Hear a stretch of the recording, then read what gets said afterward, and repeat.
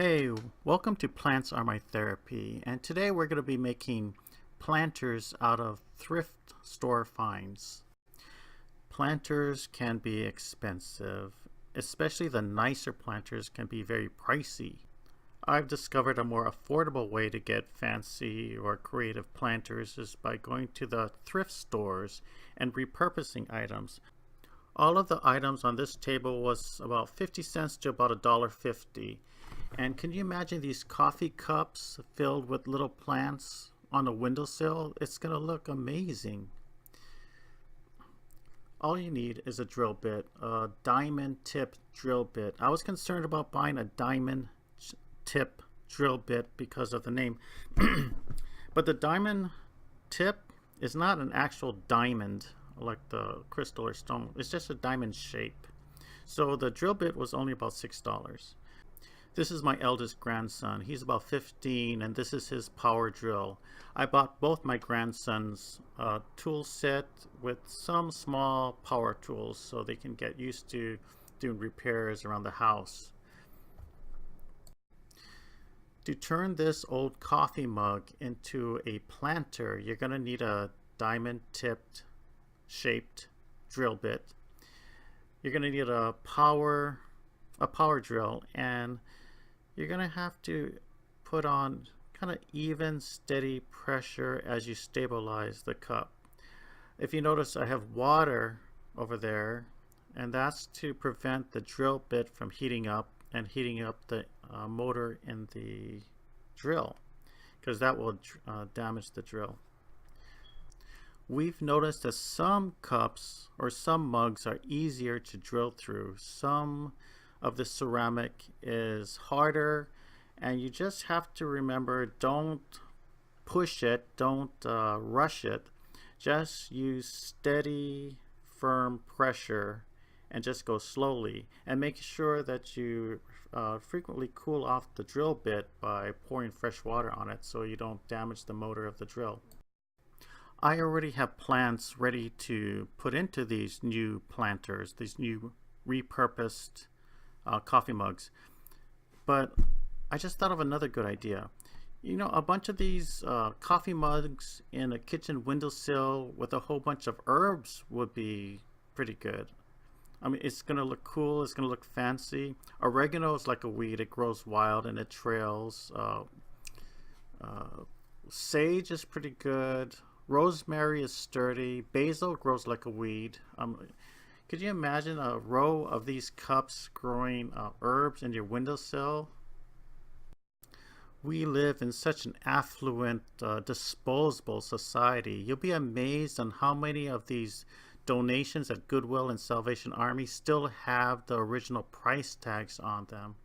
And oh, this is the cool part. I love watching the water drain. It's so satisfying knowing that we did a good job and we didn't crack the cup in the process. And this also increases the self-confidence of my grandsons to accomplish these tasks. Doing these things, it didn't even take about half an hour, and we ended up with all of these planters, and just for 50 cents to $1.50, that's a huge savings, and the impact that it'll make inside the house as planters is gonna be, well, it's great. I have a great idea for this planter. This planter is a ceramic planter that we already drilled drainage holes in the bottom. It's very important that your pots have drainage holes in the bottom. I'm gonna put a coffee filter to stop the dirt or things from draining through. I'm going to put gravel on the bottom. This is good for drainage. I like my plants lately in taller planters. That's to raise the leaves up higher, then increase the counter space, the surface space in your house. And so I like these narrow planters that go kind of high. But look at this plant. This is a peace lily.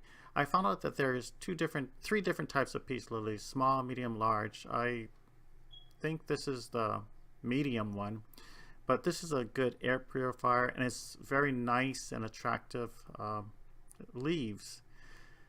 This potting mix is 2 parts potting soil, 1 part perlite, this is for drainage, aeration, and moisture. 1 part volcanic cinder, which is for drainage and aeration, and some orchid bark for to help stop all the nutrients in the soil from draining out with the drainage water. But if you look at this plant is root bound, and it does well root bound, but this new repurposed planter is like 3 times bigger than that pot. So after we put this in here, it's going to be good for another probably 2 years. And even when it gets root bound in this pot, it's probably still going to be thriving. So I loosen up the root ball. It's very important, I discovered, to loosen up the root ball. I don't destroy the root ball, but it's very important to loosen up the root ball. And then I put just regular potting soil in the sides. It's barely a 1/4 inch circumference difference between that 4-inch pot and this repurposed planter.